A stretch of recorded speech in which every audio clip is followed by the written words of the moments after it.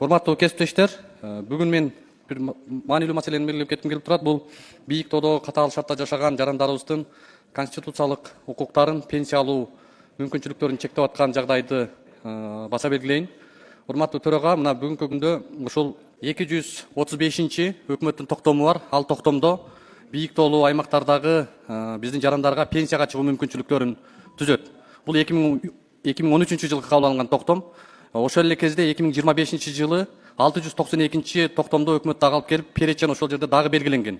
Жаңы кошулган айылдар, жаңы аталган айылдар ушул токтом менен аныкталган. Атап айтсак, ушу алыскы Чоң Алай районунан дагы мага көп кайрылып атышат. Чулук, Ынтымак, Кара Шубак, жалпы 4 айыл. Мына ушул айылдар сымал Кыргызстанда көптөгөн бийик тоолуу статусуна чыккан айылдар бар. Бирок тилекке каршы ушул маселе бүгүнкү күнгө чейин жөнгө салынбай келет да.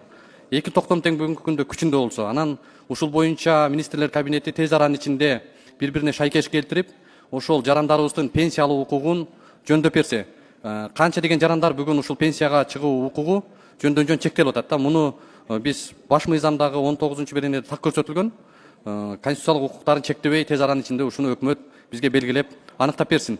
Себеби мына бир ай мурда маселени көтөрдүм эле ушул комитеттен. Мөөнөт алышкан, бирок бүгүнкү күнгө чейин кат түрүндө дагы бизге келип түшүндүрмө да бербей атат да.